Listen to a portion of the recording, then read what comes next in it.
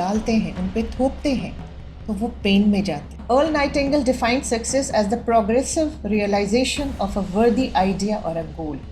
Parenting तो वो में ही स्टार्ट हो जाती है। क्या आप अपने सपनों को अपने बच्चे के थ्रू जीने की कोशिश कर रहे हैं? जो चीज़ आप करना चाहते थे अपने जीवन में, वो हम नहीं कर पाए किसी रीज़न से, तो आज हम वो बच्चों के थ्रू उस सपने को, अपने सपने को अपने बच्चों के थ्रू पूरा करने की कोशिश कर रहे हैं। जबकि वो अलग में एक अलग इंडिविजुअल सोल है, उसकी एक अपनी जर्नी है, वो कुछ अलग डिसाइड करके आया है ऊपर से कि मैं ये करूँगा जा कर के। लेकिन जब हम उस पर प्रेशर डालते हैं तो वो इनर कॉन्फ्लिक्ट में जाता है बच्चा, क्योंकि वो करना कुछ चाहता है और हम अपने सपने जब उसके ऊपर डालते हैं, उन पे थोपते हैं, तो वो पेन में जाते हैं। वो कुछ नहीं बोलते हमें, क्योंकि हम उन्हें हर बार एहसास दिलाते हैं कि हम आपके लिए बहुत कुछ कर रहे हैं। मैं आज जॉब कर रही हूँ तो मैं आपके लिए कर रही हूँ। हम कमा किसके लिए रहे हैं? आप ही के लिए तो कमा रहे हैं। लेकिन सच्चाई बताइएगा, आपके बच्चे को या मेरे बच्चे को ना डॉक्टर मम्मी नहीं चाहिए, उसे सिर्फ मम्मी चाहिए, उसे सिर्फ माँ चाहिए, उसे पैसा कमा के लाने वाली माँ नहीं चाहिए, उसे सिर्फ जब वो रो रहा हो तो उसे अपनी माँ चाहिए जो उसे गले लगा सके। तो आज अगर हम सब काम कर रहे हैं ना, तो हम अपने लिए काम कर रहे हैं। हम बच्चों को एहसास दिलाते हैं कि हम तुम्हारे लिए सब कुछ कर रहे हैं, और जाने अनजाने उनके अंदर गिल्ट और शेम इनबिल्ट कर रहे हैं।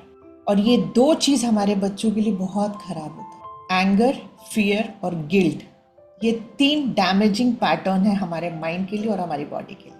आज इतने सारे बच्चों को भी हेल्थ चैलेंजेस हैं, mental, emotional, physical challenge, because of all these 3 emotions, anger, fear और शेम और गिल्ट। और शेम और गिल्ट डालने वाला और कोई नहीं होता, जाने अनजाने हम डाल रहे हैं। दूसरा सवाल मेरा ये है, आज हम जहाँ हैं या आप जहाँ हैं, क्या आप खुश हैं जो आप कर रहे हैं? हाँ या ना? अपने आप को इसका आंसर दीजिए। और अगर हाँ है तो क्यों है, और अगर ना है इसका आंसर तो क्यों नहीं है? क्या आपने भी अपने पेरेंट्स के सपनों को पूरा करने के लिए वही ज़िंदगी जी जो वो चाहते थे? तो आपको नहीं लगता आप वही चीज़ पास ऑन कर रहे हैं अपने बच्चे को? जो आपके साथ गलत हुआ, एटलीस्ट हम ये रिस्पॉन्सिबिलिटी उठा सकते हैं कि जो मेरे साथ हुआ मैं अपने बच्चों के साथ नहीं करूँ। मैंने वो पढ़ाई पढ़ी जो मैं नहीं चाहती थी, तो मेरा बच्चा वही पढ़ेगा जो वो चाहेगा। लेकिन हम क्या करते, एक पैटर्न बना हुआ है, उसी के अकॉर्डिंग हम बिहेव करते चले जाते हैं। तीसरा question, do you want to pass on your pain to your kids? क्या आप चाहते हैं अपने सारे दर्द अपने बच्चे को एज इट इज़ ट्रांसफ़र करना? यस। और अगर मैक्सिमम, क्या मैं 100% एश्योर कर सकती हूँ कि सब पेरेंट्स चाहेंगे कि नहीं, हम अपना पेन ट्रांसफ़र नहीं करेंगे, बट हम अनजाने में कर रहे हैं। Are you in the race of marks? क्या आप मार्क्स की रेस में हैं? अगर आप मार्क्स की रेस में हैं तो आज रुक जाइए, ये रेस आपको कहीं नहीं लेकर के जाएगी। मैं आज पूछती हूँ, यहाँ बहुत सारे लोग जुड़े हैं जो वाराणसी से भी हैं। बच्चा मार्क्स क्या लाता है ये मैटर नहीं करता है, बच्चे को लर्निंग पे फोकस कराइए कि क्या सीख रहे हो। Learning is more important than teaching. आज हर जगह टीचिंग हो रही है, सिर्फ लर्निंग नहीं मिल रही हमें। इसलिए जिस बच्चे का IQ अच्छा है वो गलत स्टेप भी उठा रहा है, जिसका EQ अच्छा है वो कुछ ना कुछ कर पा रहा है, क्योंकि emotional stability is more important than our intelligence, IQ। Last मेरा पूछना है कि how do you define success? As a parent आप सक्सेस को क्या डिफाइन करते हैं? मैक्सिमम लोगों की नज़र में सक्सेस का मतलब क्या होता है? जिसके पास बहुत पैसा है, जिसके पास बहुत नाम है, जिसके पास बंगलो है, गाड़ी है, सब कुछ है। लेकिन आज आप लोगों को एक सच्चाई बताती हूँ, सक्सेस का ये मतलब नहीं होता। सक्सेस का जो रियल डेफिनेशन है, जिसको अर्ल नाइटिंगेल ने बहुत खूबसूरती से डिफाइन किया है, कि Earl Nightingale defined success as the progressive realisation of a worthy idea और अ गोल। जब एक बच्चे को या एक इंसान को एक वर्दी आइडिया और एक गोल का रियलाइजेशन हो जाता है, दैट इज कॉल्ड सक्सेस। और वो कुछ भी हो सकता है। अभी वो BA पार्ट 3 में अभी जस्ट गया है। इस पूरी, क्योंकि वो जहाँ भी कॉलेज में पढ़ता है वहाँ देखता है बहुत सारे बच्चों को फाइनेंशियल चैलेंजेस बहुत ज़्यादा है। तो उसके दिमाग में एक बात आई कि जबकि उसके जितने भी टीचर्स रहे हैं, जो भी, सब उसको कहते तुम UPSC के लिए जाओ, तुम्हें तैयारी करनी चाहिए, तुम्हारा हो जाएगा, तुम बहुत ब्रिलियंट हो। उसका कहना मुझे वो करना ही नहीं है। मुझे तो ये समझ में आता कि जो इतने सारे लोग आज फाइनेंसेस को लेके परेशान हैं, मुझे ऐसा लगता है क्यों ना मैं फाइनेंसेस में स्किल डेवलप करूं, कुछ कोर्सेज करूं, जिससे कि मैं सबको सिखा सकूं कि आप फाइनेंशियल स्टेबिलिटी अपनी लाइफ में ला सकते हैं। ये है, उसको एक रियलाइज़ हुआ कि आज हमारे आसपास मैक्सिमम लोग फाइनेंसेस के चैलेंज को फेस कर रहे हैं। अच्छा, आज ही सक्सेसफुल हो चुका है, वो किसी मल्टीनेशनल कंपनी का सीईओ नहीं बनेगा, वो आईएएस आईपीएस नहीं बनेगा तो भी चलेगा, बट उसके मन में एक आइडिया आया, उसको एक गोल मिला, मुझे फाइनेंसेस को डिटेल में सीखना है जिससे कि मैं लोगों की हेल्प कर सकूं। फाइनेंसेस की कमी की वजह से जो बच्चे पढ़ नहीं पा रहे, वो सब्जेक्ट पढ़ रहे हैं क्योंकि उसकी फीस ज़्यादा है जो वो पढ़ना चाहते हैं और उनके पास उतना पैसा नहीं है। तो ऐसा क्यों है कि एक के पास पैसा है दूसरे के पास नहीं है? वो ऐसा क्या कर रहे हैं कि उनका मनी बढ़ रहा है और इनका नहीं बढ़ रहा है? मुझे ये सारी छोटी छोटी चीज़ों को सीखना है और मुझे इनको सिखाना है। नहीं होगा तो मैं वही इंस्टीट्यूट खोलूंगा जिसमें मैं ये सारी चीज़ें लोगों को सिखा सकूँ। मेरे लिए मेरा बच्चा सक्सेसफुल हो चुका है। तो सक्सेस का रियल मीनिंग वही होता है कि जब हमें एक वर्दी आइडिया, एक गोल का रियलाइजेशन हो जाए और वो गोल जो है ना वो सेल्फ सेंटर्ड नहीं हो, वो हमारे आस पास जितने भी चीज़ें हैं, जितने भी लोग हैं, वो सबके फ़ायदे की चीज़ हो। सक्सेस यही होता है। अगर ये सक्सेस की डेफिनेशन हम सब पेरेंट अपने मन में रखेंगे तो हम ये चीज़ क्रिएट कर सकते हैं। Your choice your kids future. कहने का मतलब ये बच्चा भी हमारी चॉइस है, ये बच्चा भी हमारी चॉइस है। जिस सक्सेस की बात मैं कर रही हूँ, आज मेरा बच्चा ऐसा रहेगा क्योंकि उसका जो आइडिया है, जो उसने गोल अपना बनाया है, वो उसमें खुश है क्योंकि उसको लग रहा है वो यूनिवर्स में कुछ कंट्रीब्यूट कर पाएगा। ये बच्चे को मैंने सीईओ बना दिया है मल्टीनेशनल कंपनी का, बट वो खुश नहीं है। तो मैं पूछती हूँ आज आपसे, आप क्या, कौन सा बच्चा चूज़ करोगे अपनी लाइफ में? ये कि बहुत बड़ी कंपनी का सीईओ तो है, ओनर भी बन जाएगा, सब कुछ है वो, बट वो खुश नहीं है। और एक वो बच्चा है जो यूनिवर्स में कंट्रीब्यूट कर रहा है, छोटा ही कंट्रीब्यूशन है बट कर रहा है, बट वो बहुत खुश है। ये हमारी चॉइस है कि हम कौन सा बच्चा अपने जीवन में चाहते हैं। बहुत सारे पेरेंट्स, 17 साल के बच्चे को हार्ट अटैक आया, रिपोर्ट्स भेजी गई कि क्या ये हार्ट अटैक है, बोले यस, सारे पैरामीटर्स जो थे फेवरेबल थे कि हार्ट अटैक ही है। जब उसको पूछा गया तो उस पर स्कूल में टॉप करना, डिस्ट्रिक्ट में टॉप करना, पेरेंट्स का सबका प्रेशर था। मैं कहती हूँ आज वो बच्चा बच गया। अगर उसे कुछ हो जाता तो हम अपनी गलती को रिवर्स नहीं कर सकते। तो मत भागिए रेस में, मार्क्स की रेस में। सक्सेस का मतलब सब कुछ मनी नहीं होता है, फेम नहीं होता है। और अगर हम अपने बच्चों को वो खुला आसमान देंगे कि तुम जो करना चाहते हो, जो तुम्हारे लिए मीनिंगफुल है वो करो, मेरे सपनों को नहीं जियो, तुम अपने सपनों को जियो। आपको पता है वो चीज़ क्रिएट करेगा। आज जितने भी 5% लोग वर्ल्ड को रूल करते हैं वो अपने सपनों को जी रहे, अपने पेरेंट्स के सपनों को नहीं जी रहे। तो जाने अनजाने हमें इन चीज़ों को समझना है और इस चीज़ का ध्यान रखना है कि कहीं जो हमारे साथ हुआ वही पैटर्न फॉलो करते हुए हम अपने बच्चे को सेम चीज़ तो पास ऑन नहीं कर रहे। तो आइए आज का जो सेशन है उसको स्टार्ट करते हैं कि empower your parenting, the mindful approach to raising kids. और इसके लिए आज जो हमने अपने एक इंटरेस्टिंग फैक्ट के बाद से इस सेशन को स्टार्ट करेंगे कि mindful parenting starts from the वूम। हमें क्या लगता है बच्चा इस दुनिया में आएगा तब पेरेंटिंग स्टार्ट होती है? नहीं, पेरेंटिंग तो वूम में ही स्टार्ट हो जाती है। कि जो माइंडफुल पेरेंटिंग की हम आज बात करें, जहाँ पर हम सब लोग देखते हैं, तो ये पेरेंटिंग कब से स्टार्ट होती है? क्या बच्चों बाहर आने के बाद, कि जैसे वो बाहर आता है, आज हम देखते हैं कि बहुत रेस चालू हो गई है। कितना जल्दी हम बच्चों को ट्यूशन में डालें, कौन से क्लासेस लगाए। एक बच्चा जब स्कूल से आता है वो 3-4 साल का ही हो जाता है, उसके पेरेंट्स उसको skating, dance, drawing, tuition, school से आया नहीं कि एक रेस चालू हो गई है आजकल कि किसको कौन से क्लासेस में भेजना है। बट क्या यही सही है? तो आज हम जानना चाहेंगे कि माइंडफुल पेरेंटिंग ये कब से स्टार्ट हो जाती है। मैं कहूँ कि अगर ये हम कहें कि जन्म लेते से, तो हमें उसके बहुत पहले से, जब प्री कंसेप्शन, और इनफैक्ट जब हम इस पे रिसर्च करते तो वेस्टर्न वर्ल्ड तो कहता है कि जिस दिन से आपने सोचा है कि माँ बनना है, जिस दिन से आपकी शादी होती है, जब आप गुड्डे गुड्डियों का खेल खेलते हो, तब से एक माइंडफुल पेरेंटिंग की शुरुआत होती है। क्योंकि जब हम खेलते हैं तब बच्चों के साथ में वही बिहेव करते हैं जो हमारे पेरेंट्स करते हैं, उन गुड्डे गुड्डियों के साथ भी हम ऐसा ही करते हैं। गेम्स खेलते हुए भी हमारे पापा मम्मी जो कन्वर्सेशन करते हैं ना, आपने देखना, बच्चे वही कन्वर्सेशन करते हैं और हंसते भी हैं बच्चों की बातों पर। और उसके पीछे की गहराइयों को हम समझ नहीं सकते कि कभी कभी यही गहराइयां हमारे बीच के रिलेशंस को बच्चे कितने खूबसूरती से समझते हैं। तो अगर हम, जैसे मैंने कहा कि ये वुम से ही नहीं, बट अगर बेबी का बर्थ जो होता है वो फादर मदर एंड देन उनके ओन बॉडी पर, ये आत्रेय उपनिषदास के अंदर कहा जाता है कि एक सोल जब इस दुनिया में आता है तो उसका first birth father then mother and then उसके ओन बॉडी में होता है। तो जो प्री कंसेप्शन एरा होता है वहीं से हमारी जो जनरेशन के हम पेरेंटिंग शुरू करते हैं वो तभी से करते हैं। जब हम एक कंसेप्शन के मोड पे जाते हैं, जैसे कि हम सब पेरेंट्स थे, एक और एक स्पर्म का मिलना, ये जब कंसेप्शन होता है तभी से हमारे नेक्स्ट जनरेशन का हम ग्राउंड बनाना शुरू करते हैं। जो जेनेटिक इनहेरिटेंस के भी ज्यादा जो है कि एक सबसे इम्पोर्टेंट जो पार्ट है पेरेंटिंग का, वो है कि हमारे बच्चों की जो हम उसके जो इंटेलेक्ट को जो एक देते हैं, एक दिशा देते हैं, वो सारा कुछ प्री कंसेप्शन से स्टार्ट होता है। कैसे होता है वो सारा? तो जब एक वेल रिकग्नाइज्ड जो स्पर्म होता है और जो एग होता है, दोनों जब साथ में मिलते हैं, अपने अपने 25-25 सालों का जो हम एक्सपीरियंस लेके चलते हैं, जो हमारे जेनेटिक्स में होता है, वो दो डिफरेंट लोगों के जेनेटिक प्रोग्रामिंग, जो थॉटफुल प्रोग्रामिंग कह सकते हैं, जो माइंडफुल प्रोग्रामिंग, उन दोनों की हुई है अपने अपने परिवारों से। और जब वो स्पर्म और वो एग मिलता है, वो अपने साथ में एक इम्प्रेशन कैरी करता है जिंदगी का। वो हमारे मम और डैड, वो हमें फर्दर उस समय पर उनकी जो फीलिंग्स होते हैं, उनका जो इमोशन होता है उस कंसेप्शन के दौरान, वो हमें डायरेक्टली पास करता है। और जब ये बेबी इस दुनिया में बर्थ लेता है, जब अपने वो सोर्स से अलग होता है, वो सोर्स पे से उस जो फीलिंग्स है जो उस पूरी 9 मंथ की, वही से वो हम एनवलप देना शुरू कर देते हैं उसको कि वो क्या चीजें हम देने वाले हैं। और सच में ये जो एनवलप्स आप देते हो, ये उसका पूरा जिंदगी का फाउंडेशन क्रिएट करता है। आप लव वाली फीलिंग दे रहे हो, ब्लेस वाली फीलिंग दे रहे हो, कि इस पूरी 9 मंथ की जर्नी में फियर दे रहे हो।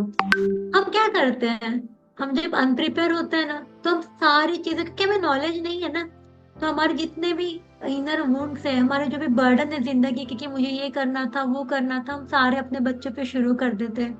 हम प्रिपेयर नहीं होते हैं ना, हमें पता ही नहीं होता है।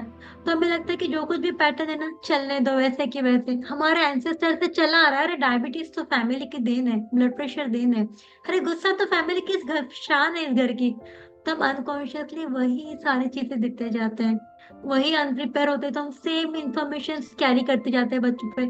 वही सारी चीजें, वही सारा जो हमारा घिसा पिटा ज्ञान, हम जो कहते हैं ना कि जो हम सुनते आ रहे हैं बरसों से, हमारी प्रोग्रामिंग ही ऐसे हुई है ना, हमको लगता है कि जो हमने सुना है और फिर बच्चे हमारे ट्रेजरर्स, हम उनको वैसे ही पास ऑन कर दें।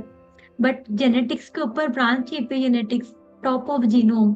मतलब आप जेनेटिक्स से भी ज्यादा बहुत कुछ बदल सकते हो अपने बच्चों के अंदर।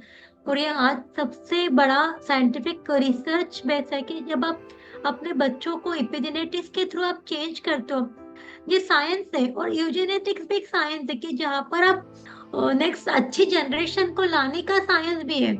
मतलब ये मुझे नहीं पता था कि ऐसा भी कोई साइंस है यूजेनिक्स। मतलब जो अच्छी से अच्छी जनरेशन, जो भावी संस्कारवान पीढ़ी को आपको लाना है, तो उस ब्रांच को कहते हैं यूजेनेसिस।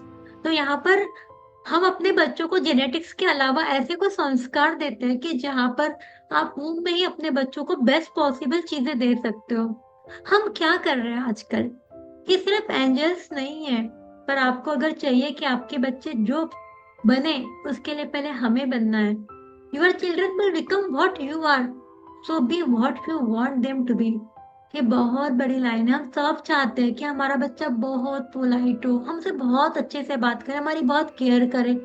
पर सच में as a parents, with the increasing influence of social media, work pressure, हम क्या सच में इतने केयरिंग है? हमें लगता है कि हम केयरिंग है, नहीं चाहिए। उसको तो बस एक प्यारी सी मम्मा चाहिए जो। और हम अपने जो भी थोड़े बहुत काम करते हैं तो हम कहते हैं कि हम इतना केयर कर रहे हैं ना, इसीलिए इतना सब कमा रहे हैं। किसके लिए कमा रहे हैं? आपके लिए कमा रहे हैं। बट सही मायने में हम अपने फर्ज को ना, अपने अपने जब अपने कन्वीनियंस से चेंज करते रहते हैं, हमें कंफर्ट लगा उस दिन हम केयरिंग बना देते हैं।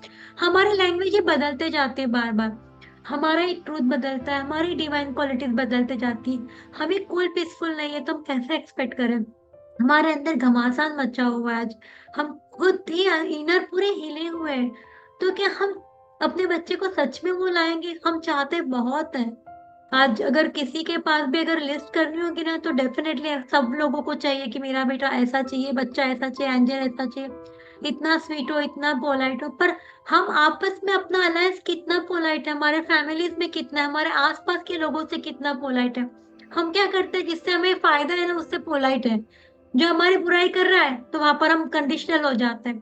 जब हम कंडीशनल पेरेंटिंग कर रहे हैं तो हमारा नन्हा सा एंजल अंदर रूम में नहीं देख रहे हैं ये सारी चीजें कि अरे मम्मा पर्टिकुलर चीज में तो फोकस्ड है। जब हम सोशल मीडिया देखते तो कितना फोकस्ड है, वही अगर हमें कभी खाना बनाने की जरूरत पड़े तो कितनी बार हम कितने हैप्पियर मोड में बना रहे हैं। तो ये सारी चीजें हमारा नन्हा सा एंजल अंदर वो सारी चीजें देखते रहता है। तो आज जब हमारे बच्चों को हम जो लीगेसी दे के जाने वाले हैं वो सारा उस पर डिपेंड है कि हम अपने बच्चों को क्या दे रहे हैं। हम अपने बच्चों को बहुत सारा चाहते हैं कि आने वाला विश्व बहुत अच्छा हो, बट क्या हम सच में वो कर रहे हैं कि आने वाले विश्व के लिए वो सारी चीजें पीछे छोड़ के जा रहे हैं? क्योंकि हमारे अंदर ही इतना सारा घमासान मचा हुआ है, हमारे अंदर ही हम पूरे हिले हुए हैं। हमारा पीस आज बार बार हटता है छोटी छोटी चीजों के ऊपर, और हम अपने नन्हे से फरिश्ते से, इवन मैं एक बात कर रही थी, उनका बेबी 5 साल का है, तो मैंने उन्हें कहा कि आप डिवाइन पेरेंटिंग के सेशंस क्यों नहीं अटेंड करते हो। तो जवाब सुनकर मुझे बहुत सरप्राइजिंग लगा कि बोले मैम कैसे अटेंड कर सकते हो, बच्चे की पढ़ाई जो लेनी होती है। बोले 5 साल का बच्चा आप आधे घंटे के लिए ज्वाइन नहीं कर सकते हो? नहीं नहीं फिर वो क्लास में पीछे रह जाएगा। हस्बैंड वॉज टेलिंग कि आप वाइफ को थोड़ा समझाए कि थोड़ी ओवर थिंकिंग है। नहीं बोले पर वो आप सोचो ना कि वो कैसे होगा, अगर मैं ट्यूशन भेजूं टीचर इतना अच्छा नहीं पढ़ाएगी तो मुझे तो पढ़ाना ही पड़ेगा, स्कूल में कुछ पोर्शन छूट जाएगा तो। सिर्फ 5 साल का बच्चा, उसके ऊपर इतना सारा प्रेशर। हम क्या कर रहे हैं अभी? हम अपनी एक्सपेक्टेशंस को फर्स्ट आना चाहिए, वो बच्चे को अच्छा लगे ना लगे, हम बस उसके पीछे आज हंटर लेके हैं कि नहीं नहीं इतने से इतने बजे ये करना है, इसके बाद ये करना है। उन बच्चों ने रियल में, शायद हम सभी ने अपनी जिंदगी बहुत अच्छी एंजॉय की होगी, बट सच में क्या हम अपने बच्चों को करवाते हैं वो सारी चीजें? नहीं, पास वाले बच्चा तो 4 क्लास जाता है तो मैं 5 क्लास क्यों ना लगाऊं? हमारा बच्चा फर्स्ट स्टैंडर्ड में ही टॉपर हो जाना चाहिए, वो अभी से डॉक्टर बन जाना चाहिए। उन सबके पीछे हम अपने आईक्यू पे काम कर रहे हैं, पर हमारे बच्चे के इमोशनल क्वेश्चन पे हम बिल्कुल काम नहीं कर रहे हैं। और मैं आगे की स्लाइड्स में बताऊंगी आपको कि इमोशनल क्वेश्चन यही आपके बच्चे का सक्सेस का सबसे बड़ा रास्ता है। आज हम देखते हैं मेडिकल कॉलेजेस है, एम्स है, कोटाज है, बहुत इंटेलिजेंट बच्चे हैं, फिर भी कभी कभी ऐसे कुछ कदम उठा जाते हैं कि जो सभी को डिस्टर्ब कर देते हैं। तो हम सच में क्या कर रहे हैं? ये सही में सोचने वाली बात है कि हम कितना रेडी हैं इन सारी चीजों के लिए।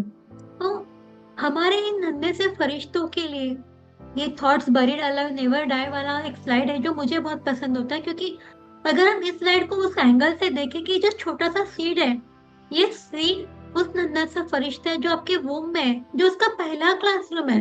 उस पहले से क्लासरूम में जो गर्भाशय होता है वो उसकी फीलिंग्स की सॉइल है। जैसे कि एक सीड एक मिट्टी के अंदर आप उसको नरिशमेंट देते हो फिर वो डेवलप होता है, वैसा ही ये सीड आपके वूम में, आपके गर्भ में एक नरिशमेंट के लिए वहां पर पनपता है। उसका जेस्टेशनल टाइम पीरियड होता है कि जहाँ पर आप उसको बेस्ट से बेस्ट एनवायरनमेंट दे सकते हो। वहां पर उस नरिशमेंट को, जैसे सीड को सनरेज मिल रही है, पानी मिल रहा है, वो यहाँ पर ये सीड के अंदर जब वो गर्भ में रहता है तो आपके थॉट्स है, आपके इमोशंस है, आपका डे टू डे लाइफ का एक्टिविटीज है, आपकी एक्सरसाइज है, आपका फीडिंग है, आपका न्यूट्रिशन है, वो सारा उस नरिशमेंट का काम करता है, जहाँ से ये पौधा एक बहुत अच्छे ट्रीज के रूप में एक रूपांतरण होता है। एक अच्छा सा बीज, एक अच्छा सा एक नन्हा सा एंजल इस दुनिया में आता है इस फीलिंग्स के साथ में। इस दौरान जैसे हमने उस झाड़ को, एक पौधे को जो नरिशमेंट दी इस छोटे से बीज को, जैसे जैसे हमारा नरिशमेंट है उतना सुंदर सा वो पौधा होता है। सेम थिंग जब ये गर्भ में बच्चा रहता है, आपके थॉट्स क्या होते हैं, आपकी फीलिंग्स क्या होती है? क्योंकि जैसे हमने देखा कि प्री कंसेप्शन से स्टार्ट होता है। अगर मैं लॉ ऑफ कॉन्शियसनेस और सेंस ऑफ कॉन्शियसनेस की बात करूं तो ये जो स्पर्म होता है ना, जो मेल शुक्राणु है, उसके पास भी एक सेंसेशन है, उसके पास भी एक इमोशंस होते हैं, उसके पास भी फीलिंग्स होती है, उस एक के पास भी फीलिंग्स है, और जब वो कंबाइन होते हैं उन दोनों की फीलिंग के साथ में एक ह्यूमन बीइंग क्रिएट होता है आप दोनों के फीलिंग से। तो जब एक प्रेगनेंसी का पार्ट होता है, जब हम कंसीव करना चाहते हैं, हम कितने लोग हैं कि जब हम अपनी चॉइस से, जब हम समझते हैं कि मेरी प्रेगनेंसी में एक ह्यूमैनिटी का पर्पस हो, हम अपने पर्पस ऑफ पेरेंटहुड में सिर्फ हम अपने बच्चे को डॉक्टर इंजीनियर यही देखते हैं। पर कभी हमने ये सोचा है कि हमारा जो नन्हा सा एंजल आएगा वो इस दुनिया में एक पीस का काम करेगा, वो जहां जाएगा एक स्माइल देगा, हम वहां से हट जाते हैं। हमारे दुनिया में तो यही कि कितनी सारी डिग्रीज वो लगाएगा अपने नाम के आगे। हम, हमारा फोकस पूरा बदल चुका है। बट पर्पस ऑफ पेरेंटहुड तो ये होना चाहिए कि जब ये वोम इकोलॉजी से वर्ल्ड इकोलॉजी है, तो इस दुनिया की इकोलॉजी को बदलने वाला मेरा नन्हा सा एंजल आएगा। वो इस दुनिया में पीस और हार्मनी लेके आएगा। वो इतना हंसता खेलता इंसान बनेगा कि जहां देखे वहां पर लोग उसको देख के मुस्कुराने लगे, उसकी स्माइल से हजारों लोगों पे स्माइल आ जाए। हम सिर्फ अपनी स्माइल पे काम करते हैं एज अ पेरेंट्स। हम देखते हैं कि मेरी स्माइल कितनी बड़ी हो, मैं जाके कब बताऊँ रिपोर्ट कार्ड मेरे आसपास के लोगों को कि भाई मेरा बच्चा फर्स्ट आया है, भले ही वो कितना भी पेन में हो। That is the most important thing कि जो हमें इन फीलिंग्स से समझना है कि हम बच्चों को क्या फीलिंग में देने वाले हैं। तो फीलिंग्स बहुत इंपॉर्टेंट है। और जब ये इमोशनल वर्ल्ड ऑफ फिटनेस की बात आती है, जैसे मैंने आपको कहा कि ये इमोशन कितने इम्पोर्टेंट है, तो ये इमोशंस के लिए ये हम लोगों के थिंक एंड ग्रो रिच में से एक बहुत सुंदर सा, जहाँ पे वो हमें सबकॉन्शियस कॉन्शियस माइंड के बारे में बताते हैं। तो हमारा ये जो कॉन्शियस माइंड है, जहाँ पे हम पांचों सेंसेस से सारी चीजें करते हैं, जो हमारा थिंकिंग माइंड होता है, जो कि हमारे आइडियाज को एक्सेप्ट भी करता है, रिजेक्ट भी करता है। और वो कॉन्शियस माइंड में जब हम बार बार हमारे पांचों सेंसेस से जो भी थॉट्स क्रिएट करते हैं, अगर हम रिपीटेडली वही सोचेंगे, जैसे श्वेता मिश्रा की कहती है कि अगर हम दुनिया को कहेंगे कि दुनिया बहुत बुरी है, यही थॉट्स हमारे कॉन्शियस माइंड में बार बार जाएगा, तो सबकॉन्शियस माइंड में वो फीलिंग्स जनरेट होती है। जो भी हमारे थॉट्स, हमने सोचा है कि आज मैं बहुत खुश हूँ, आज मेरे आसपास के लोग बहुत अच्छे, तो हमारी फीलिंग ऑफ हैप्पीनेस आएगी, हमें लगेगा बहुत अच्छा फील करेंगे, और ये फीलिंग्स रहेगी कि हमें एक्शंस लेने के लिए मजबूर करेगा। अगर मुझे कोई चीज सीखनी है और वो बहुत अच्छी है, मुझे बहुत खुशी दे रही है, जैसे कि सक्सेस की डेफिनेशन कही थी कि सक्सेस इज द प्रोग्रेस और रियलाइजेशन ऑफ वर्दी आइडियाज। तो हम जो आइडियाज क्रिएट करें, जो भी थॉट्स हमारे अंदर क्रिएट होगा, वो एक फीलिंग को जनरेट करेगा कि हमें सही रास्ते पर हूँ। जैसे कि अल नाइटिंगेल के स्ट्रेंजर सीक्रेट में जो श्वेता ने बात कही, उसी से कहती हूँ मैं कि उन्होंने कहा कि एक हाउसवाइफ भी सक्सेसफुल है, एक छोटा सा बच्चा भी सक्सेसफुल, उसने जो चाहा है वो किया है, वो वाली चीज को हम कहते हैं कि हम सक्सेसफुल है। तो जब आपके थॉट्स ने क्रिएट किया है कि मेरा सेंसेशंस, जो भी हम आसपास की दुनिया से परसेप्शन और बिलीफ, जो श्वेता आगे पढ़ाने वाली भी हम सबको, तो जब हम जो भी थॉट्स क्रिएट कर रहे हैं, हमारा कॉन्शियस माइंड के अंदर से हम वो फीलिंग जनरेट करते हैं जो हमारे सबकॉन्शियस माइंड में जाता है। और ये फीलिंग्स है जो हमारे एक्शंस को लाती है, जो हम प्रोग्रामिंग होती है, जो हमारे एक्सपीरियंसेस होते हैं, उसी से फाइनली हम फीलिंग्स, थॉट्स, फीलिंग्स, एक्शन और रिजल्ट को जनरेट करते हैं। और ये सारा जब मदर करती है, ये सारे जो मदर के थॉट्स होते हैं, ये सारा भी साथ साथ में आप फीटस को भी कैरी ऑन करते हो, क्योंकि फीटस वहां पर सारी लैंग्वेजेस भी सीख रहा है, उसको सारे सेंसेस भी डेवलप हो रहे हैं। बच्चा गर्भ में सुनता भी है, वो देखता भी है, और उसकी जो लैंग्वेज होती है ना, फीलिंग की लैंग्वेज होती है, वो माँ की हार्ट बीट को भी समझता है, वो आपके इमोशन को समझता है, वो आपके गुस्से को समझता है। अगर आपके थॉट्स में एंगरनेस है, तो आपकी जो फीलिंग्स रहेगी वो उसको उसको महसूस करता है। वो नन्हे सा एंजल अगर आपके स्माइल में हंसता है, तो आपके दुख में रोता भी तो है। तो उसके सारे एक्शन भी वैसे ही होने वाली है। जब हमने देखा है कि एनवलप दो देना है, एक खुशी वाला देना है, एक डिसीज वाला देना है, सैडनेस का, सॉरोस का, तो आपके थॉट्स जैसे चलते रहेंगे, वो इमोशन अपना नन्हा सा एंजल वो एनवलप में वही इमोशंस गैदर करता रहेगा कि भैया अभी मम्मी गुस्सा है, मम्मी एंगर में, तो वो भी सैडनेस वाले उसके जो एनवलप है वो भरता जा रहा है, भरता जा रहा है। At the end of the, जब बेबी आता है एंजल, तब हम सोचते हैं, हमारे बहुत सारे पेरेंट्स कंप्लेंट करते हैं कि अरे पता नहीं ये क्या रोता रहता है, समझ में नहीं आता, 2 साल का इतना जिद्दी है। बोल तो नहीं सकते किसी पेरेंट्स को ज्यादा कुछ, बट हाँ मन में ही आता है कि सच में प्रेगनेंसी जर्नी में जरूरी है कि बैग जाके देखे कि हमने सच में क्या ऐसे काम किए होंगे जिससे हमने वो एनवेलप अपने बच्चों को दे दिए। तो ये बहुत इंपॉर्टेंट है कि हमारे थॉट्स कैसे हैं इस पूरे जर्नी में, क्योंकि हमारा बेबी हमारे फीलिंग से कनेक्टेड है। और सिंस जनरेशन होता है थॉट्स, और थॉट्स होते हैं प्रोग्रामिंग से, तो जो भी मेल फीमेल प्रोग्रामिंग वहां पे शुरू होती है, वहां से आपके थॉट्स एंड वो अलायंस, फिर आपके फीलिंग्स, एक्शन एंड देन वो रिजल्ट्स में आते हैं वो एनवेलप्स। तो ये बहुत बहुत इंपॉर्टेंट है कि हमारे इमोशनल वर्ल्ड पे हम काम करें, ताकि हमारे नन्हे से एंजल को हम बेस्ट पार्ट दे सकें। तो जब इमोशनल क्वेश्चन की बात आती है ना, तो क्या, जैसे अभी हम लोग बात ही कर रहे थे कि सिर्फ ब्रेन ही होना इनफ है क्या, आईक्यू आईक्यू में डिफरेंस क्या है। तो आईक्यू जैसे हम कहते हैं कि कॉन्शियस माइंड का जो ऊपर दिखने वाला टिप है ना, वही है सिर्फ, बाकी जो 90% जो नीचे है, वो सब आपका इमोशनल क्वेश्चन का काम करता है।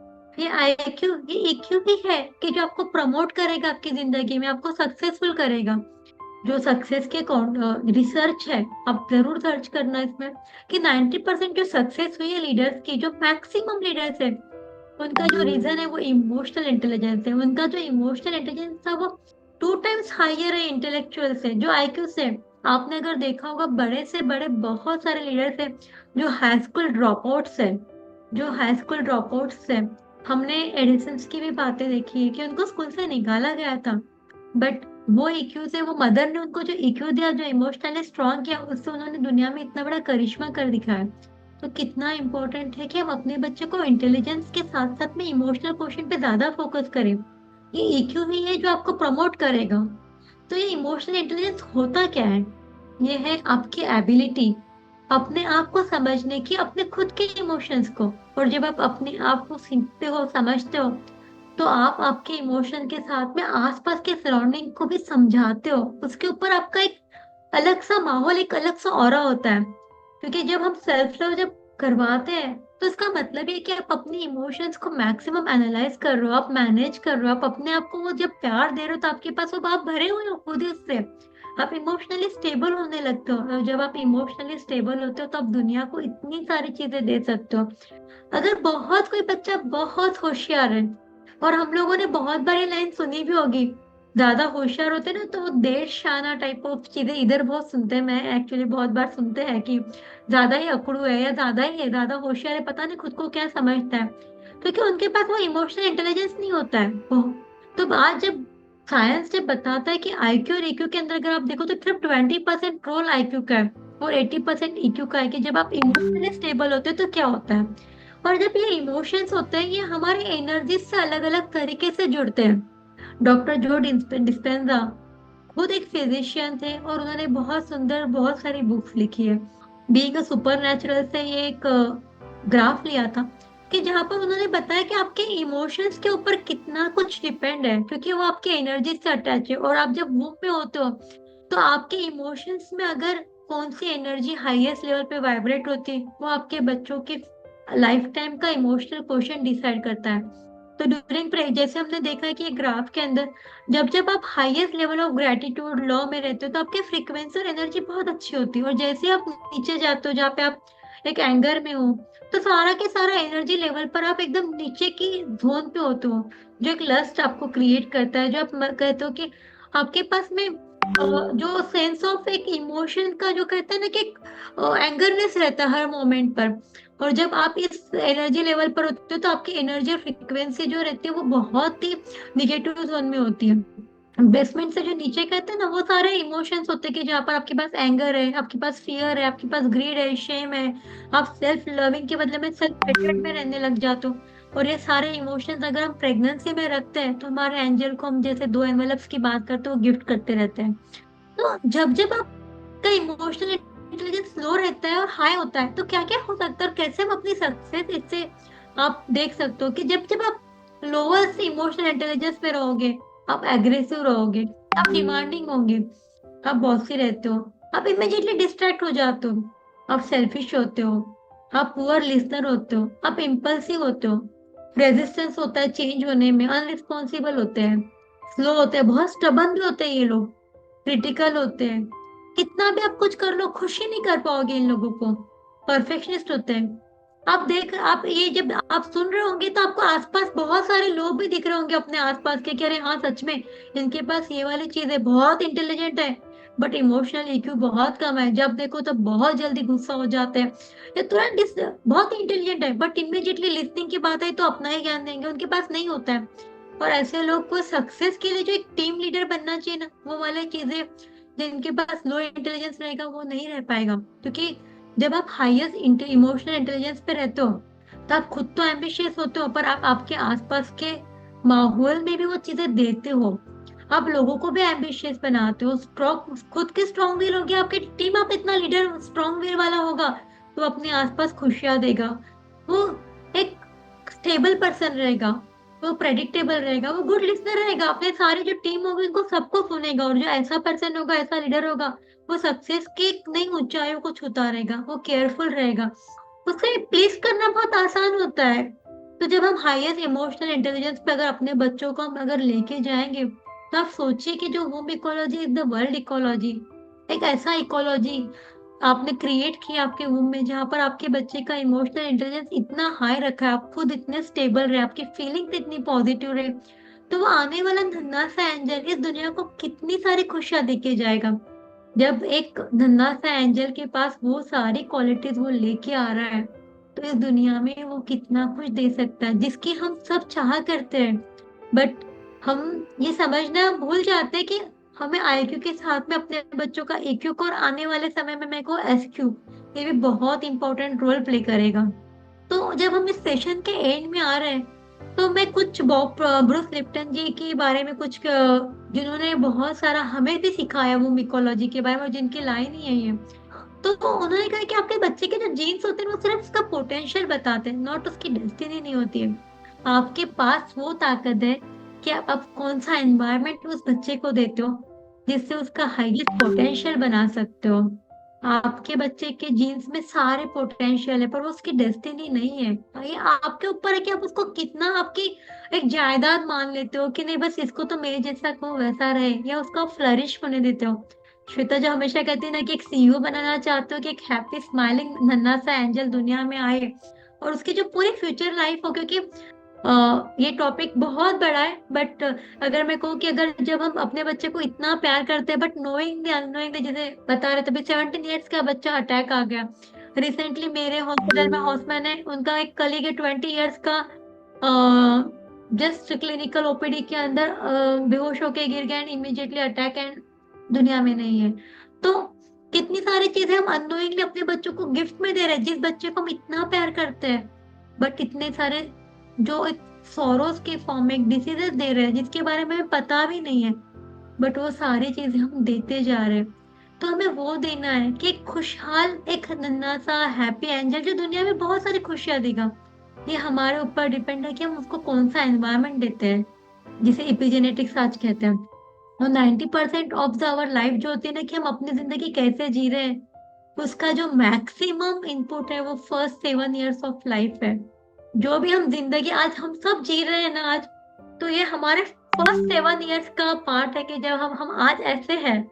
और अगर उससे भी आगे जाओ तो एपिजेनेटिक्स तो ये कहता है कि आपके दादा दादी, whatever you are today, just because of your grand parents.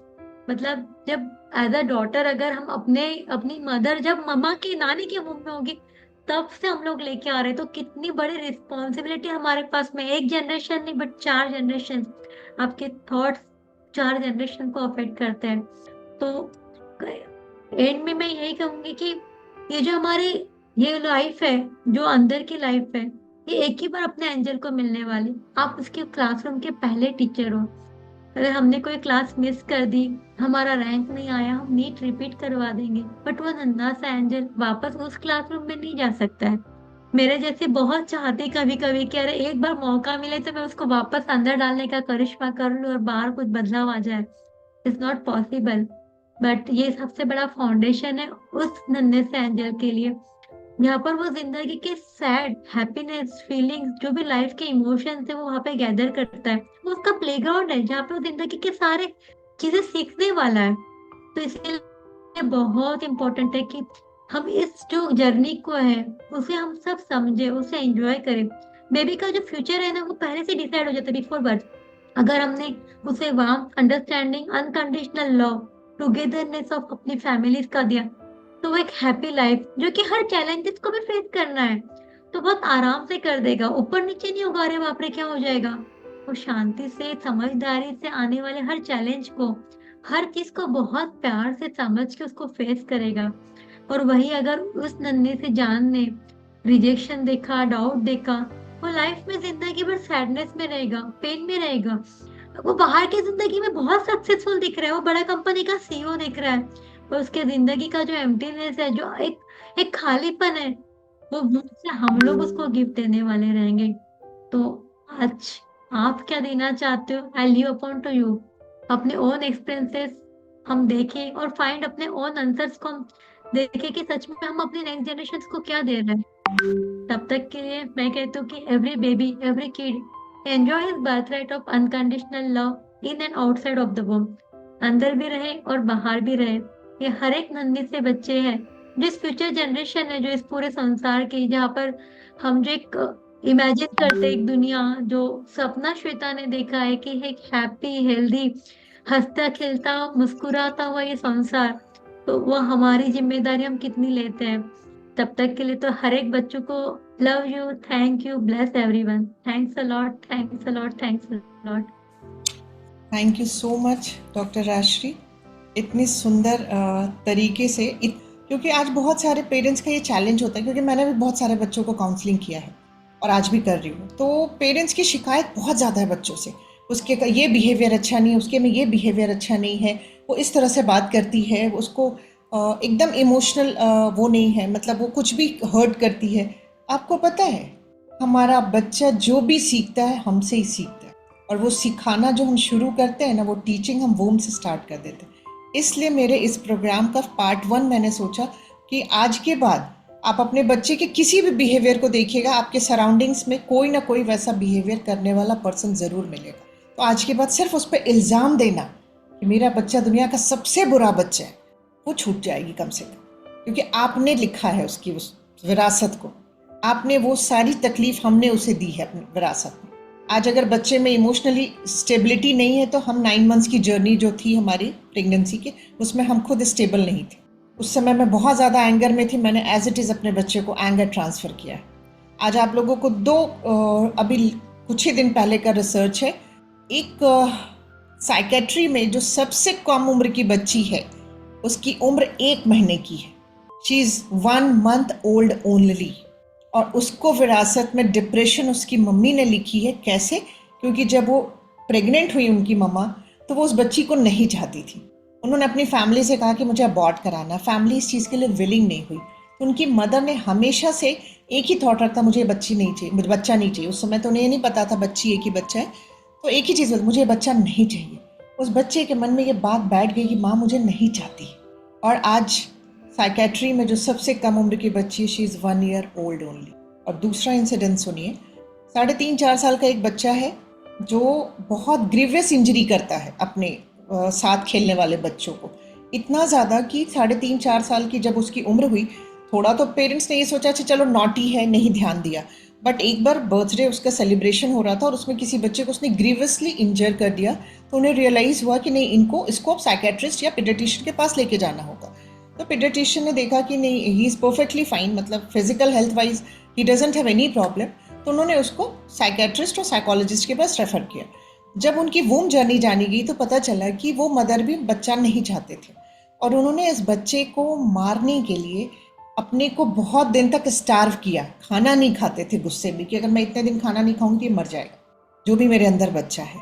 तो आप देख लीजिए, मदर का डिस्ट्रक्टिव थॉट उस बच्चे में डिस्ट्रक्टिव थॉट के रूप में आया, और वो जब दुनिया में आया तो वो डिस्ट्रक्शन कर रहा है। मदर को क्या लगता है कि कुछ ये जो वॉयलेंस वाली चीज़ें हैं, जो मैं नाम नहीं लूँगी क्योंकि रिकॉर्डिंग है यहाँ पे, ये प्रोग्राम्स क्राइम से रिलेटेड हम देख रहे हैं, तो बच्चा पेट में क्या ही फ़र्क पड़ेगा, आपको नहीं फ़र्क पड़ेगा, बट आपका बच्चा प्रोग्राम हो रहा है उस क्रिमिनल, जो क्राइम आप देख रहे हो ना, आपका बच्चा उस क्राइम से रिलेटेड चीज़ों से प्रोग्राम हो रहा है। डॉक्टर राजश्री ने 9 मंथ्स की जर्नी बताई। अगले सैटरडे को मैं, जो उन्होंने कहा ना 7 ईयर्स की लाइफ आपके बच्चे का फ्यूचर होता है, हम सबका फ्यूचर वही है। हम जिस तरह से 7 ईयर्स, आप ले लीजिए 9 मंथ्स इन द वोम, एंड उसके बाद की जो जर्नी होती है 7 ईयर्स तक की, उसमें जो हमने अपने बच्चे को दिया है, हमारा बच्चा वही बनेगा। तो आज हमको आपको जो बताने का पर्पस था कि पेरेंटिंग जो होती है ना, वो वूम से स्टार्ट हो जाती है, लेकिन अब हम तो बच्चे को ला चुके हैं इस दुनिया में। जैसे मैं और डॉक्टर राशि अक्सर ये बातें करते हैं कि मुझे अगर एक विश भगवान दे कि तुम्हारी एक विश मैं पूरी करने को तैयार हूँ ज़मीन पे आके, मैं कहूँगी भगवान मेरे दोनों बच्चों को वापस अंदर डाल दो, ट्विंस है मेरे, मैं 9 मंथ्स अच्छे से जीऊँगी, उसके बाद कोई दूसरा विश नहीं मांगूंगी। क्योंकि आज जब मैं उनके बीच में कोई चैलेंज देखती हूँ, तो मैं एकदम 100% को रिलेट कर पाती हूँ कि ये यहाँ से आया है, ये वहाँ से आया है, ये वहाँ से आया है। इतना स्ट्रॉन्ग पेरेंटिंग है वूम की, जो डॉक्टर राशि कहते ना कि आप नीट की परीक्षा तो दोबारा दिला लोगे, हम वो परीक्षा दोबारा उस स्कूल में दोबारा नहीं ले जा पा रहे अपने बच्चों को सही चीज़ सिखाने के।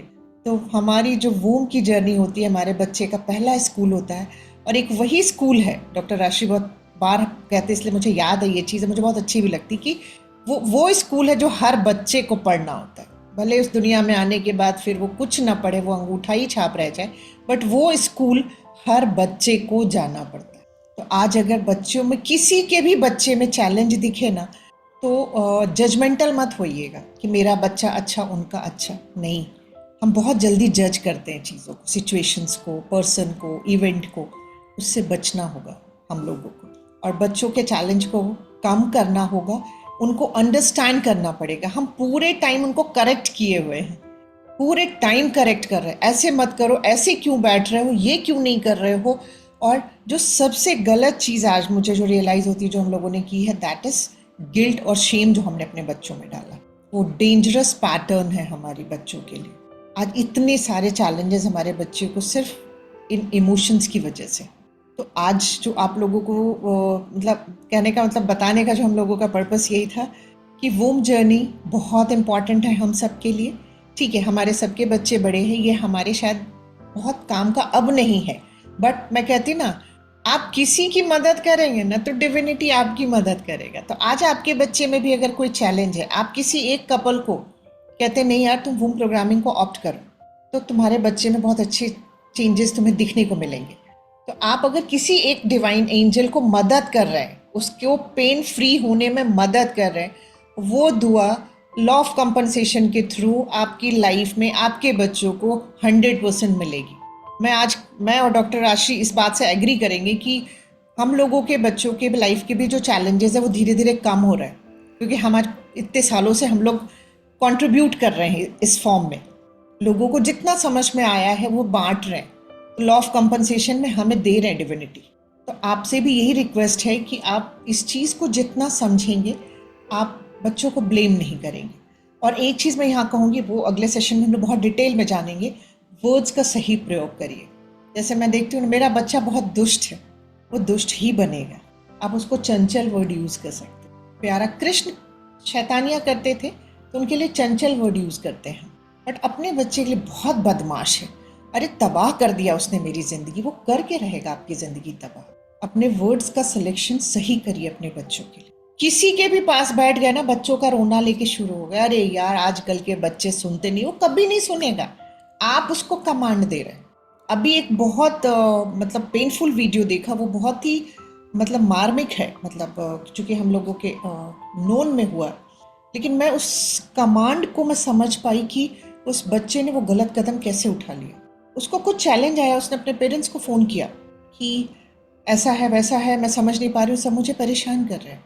तो उसके पेरेंट्स ने कहा कि देखो तुम कुछ गलत कदम मत उठाना, क्योंकि हमारी प्रोग्रामिंग हम ऐसी ही बात करते हैं।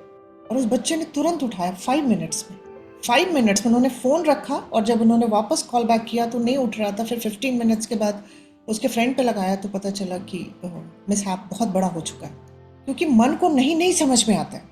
हम लोगों को ना शब्दों का चयन बहुत सही करने की ज़रूरत है। हम क्या कहते हैं, ये मत करना, मन को नहीं समझ में आता।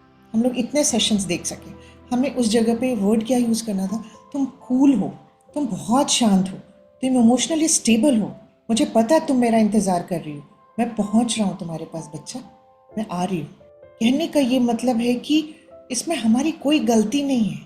इससे ना जितने भी पेरेंट्स हैं गिल्ट में मत जाइएगा। मैं और राशि जा चुके हैं हमें लगता था कि सारा गुनाह हमारा ही है, लेकिन जानबूझ के नहीं किया है, किसी ने भी नहीं किया है, और ना करेंगे आज भी। लेकिन जब ये साइंस सीख रहे हैं ना, तो मुझे ऐसा लगता है कि हमें अपने वर्ड्स का चयन बहुत सुंदर से करना है। जैसे हम कहते हैं ना, बच्चा अगर दुखी होता है, हाँ बेटा दुखी है, तो हम उसके साथ दुखी होते हैं। नहीं, आप उसको सुनो, आप उसके साथ बैठो, be a good listener only. जैसे ही वो आपको सारी बातें कह देगा, उसकी एनर्जी ऐसे ही नेगेटिव कम हो जाएगी। तब आप उसको एक हिप्नोटिक कमांड दीजिए, but I know you are a very strong person बच्चा। आपने क्या किया, उस इमोशनली फेज में जब उसका सबकॉन्शियस सब कुछ लेने के लिए रेडी है, आपने एक बहुत ही स्ट्रॉन्ग कमांड उसको दिया, और उसके माइंड ने ले लिया, yes I am a very strong person, या I am a emotionally stable person. तो ये साइंस जो आप लोगों को बीच लाने का, सिखाने का पर्पस यही है कि हम छोटी छोटी चीज़ों को करेक्ट कर सकें अपनी लाइफ, राइट। तो thank you so much patiently हमें सुनने के लिए। और अगला जो सेशन होगा उसमें मैं थोड़ा सा आप लोगों को ब्रीफ करूँ कि क्या हम सीखने वाले हैं उसमें। तो उसको एक फैमिली मिलती है और वो फैमिली उसे बिलीव्स वैल्यूज़ देती है, कुछ अनकॉन्शियस मॉडलिंग होती है, सारा डिटेल में जानेंगे। कुछ इन्फॉर्मेशन बच्चों को हम देते हैं, कुछ बच्चे अपने से लेते हैं, कुछ एक्सपीरियंस करता है बच्चा।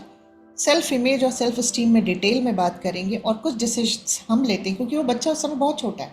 तो हम जो वो डिसीजन उस समय लेते हैं उसके लिए, वो उसका पूरा फ्यूचर डिसाइड करता है, जो हमारा आज का टॉपिक ही है। उसके बाद हम लोग सीखेंगे बहुत डिटेल में। आज हम लोग अपने बच्चे से बहुत प्यार करते हैं। मैं कहती हूँ यहाँ जितने भी लोग हैं हम सब दावा करते हैं कि हम अपने बच्चों से बहुत प्यार करते हैं। फिर भी हमारे बच्चे बहुत बार बोलते हैं, मम्मी आप मुझे नहीं समझते हो, आप मुझे नहीं समझ सकते। बहुत बार होता है। आपको पता है वो सही बोलते हैं। या जैसे हम कहते हैं कि बच्चा आप मुझे नहीं समझ रहे हो, आप मेरी बात ही नहीं समझ रहे हो। हम भी सही है क्योंकि हम कॉन्शियसली एक दूसरे से कनेक्टेड है। अगर हम उसके सब कॉन्शियस में एंटर कर जाए, हम उससे सब कॉन्शियस लेवल पे कनेक्ट कर जाए, जिसको रेपो बोलते हैं, तब मेरे बच्चे को वो इनसिक्योरिटी नहीं होगी कि मम्मा मुझे अंडरस्टैंड नहीं करते। हम आज कॉन्शियसली कनेक्टेड हैं अपनों से। बच्चों की ही बात नहीं कर रही हूँ मैं, हर रिश्ते में। लेकिन अगर हम सब कॉन्शियस लेवल पे अपने बच्चों से कनेक्ट कर जाए या हम अपने किसी भी रिश्ते में उसमें कनेक्ट कर जाएंगे, तो आप विश्वास करिए हमारा ये सेंटेंस हमारी लाइफ से हट जाएगा कि आप मुझे नहीं समझते। तो इसी के लिए हम सारी डिटेल चीज़ें आपके लिए लेके आएंगे कि हम कैसे अपने बच्चों के साथ सब कॉन्शियस लेवल पे कनेक्ट करेंगे। हम अपने बच्चों के जो प्रेफर्ड थिंकिंग सिस्टम है उसको डिटेल में जानेंगे कि मेरा बच्चा विजुअल डोमिनेंट है, मेरा बच्चा ऑडिटरी डोमिनेंट है या इमोशनल डोमिनेंट है, फीलिंग्स डोमिनेंट है। हम उसके साथ उस तरह से बात करेंगे तो मेरे बच्चे को लगेगा अच्छा माँ पापा मुझे समझ रहे हैं, मुझे अंडरस्टैंड करते हैं। तो इन सारी चीज़ों को हम सीखेंगे अपने बच्चे से कम्युनिकेशन बेहतर करने। बट जब तक वो सीखेंगे तब सब बी ए गुड लिसनर। अभी सिर्फ सुनना शुरू करिए, कनेक्ट करना शुरू करिए। करेक्शन अभी छोड़ दीजिए। करेक्शन वहीं करिए जहां बहुत बड़ा कुछ नुकसान होने वाला है, क्योंकि इतना करेक्ट कर चुका है। जैसे डॉक्टर राशि ने कहा ना कि वो पड़ोस का बच्चा 4 क्लासेस में जाता तो मेरा बच्चा 5 क्लासेस में जाना चाहिए। आप हम सब कहीं ना कहीं अपने बच्चे को ओवरबर्डन कर रहे हैं। आप देखिए ना, सब चीज़ें उस टाइम के लिए चीज़ें कम बनी थी। 5 साल तक हमें पढ़ने के लिए बाहर नहीं दिया जाता था क्योंकि हमें पता था क्योंकि इस टाइम अगर हम बाहर जाते हैं तो हम बहुत सारी चीज़ें अनवांटेड भी अनकॉन्शियस मॉडलिंग करके अपनी लाइफ में ले आएंगे। आप पुरानी माइथोलॉजी को उठा लीजिए, राजा महाराजा का बच्चे 5 साल तक या बहुत बड़े होने तक भी घर में पढ़ाए जाते थे, उनको गुरुकुल नहीं दिया जाता। उनका सारा काम उनकी माँ करते थे क्योंकि उनको लगता था क्योंकि अनकॉन्शियस मॉडलिंग से 5 to 7 ईयर्स तक का बच्चा कुछ भी मॉडल कर सकता है। तो उनको बहुत ख्याल से और बहुत सही चीज़ों से रखा जाता था। उनके जो कह सकते हैं जो उनके केयर टेकर होते थे, जैसे आज नैनी हम लोग अगर बोलते हैं, तो उनकी जो नैनीज होते थे ना, दे वर सो लर्नड। उनके पीछे सबसे ज़्यादा मेहनत की जाती थी क्योंकि उनके साथ बच्चे को टाइम बिताना है। बच्चा वही बनेगा वो जो सीखेगा, जो जिनके साथ वो रहेगा। आज हम क्या करते हैं, 2.5 साल के बच्चे को डालो प्री स्कूल में ताकि मैं अपना काम कर सकूँ। चाहे मैं हाउस वाइफ हूँ तो मैं अपने किटीज़ में, मैं अपने पार्टीज़ में, मैं अपने फेसबुक सोशल मीडिया पे अपडेटेड रहूँ, वहाँ से वैलिडेशन मुझे मिलता रहे। हम अपनी रिस्पॉन्सिबिलिटी से कहीं ना कहीं भाग। यही सारी छोटी छोटी चीज़ों को सीखेंगे। बट कोशिश यही है कि अपने बच्चों को समझना शुरू करना है, कनेक्ट करना शुरू करना, करेक्ट करना अभी छोड़ दीजिए। क्योंकि हमारे बच्चों में हम सब मैक्सिमम जितने मैंने अभी तक बच्चे देखे हैं, आपको पता है उनका, अगर कहूँ कि मैंने n नंबर ऑफ बच्चों को काउंसिल किया है तो उसमें 99.9% बच्चों को तकलीफ सिर्फ अपने पेरेंट्स से। 99.9% की मैं बात, उनको किसी से तकलीफ ही नहीं है, लेकिन मैं शेयर नहीं कर सकती उनके पेरेंट्स। ये समझिए हम क्या सोच रहे हैं, हम अपने बच्चे को बेस्ट दे रहे हैं बट अननोइंगली हम उन्हें पेन दे रहे हैं। तो love you, thank you, bless you all.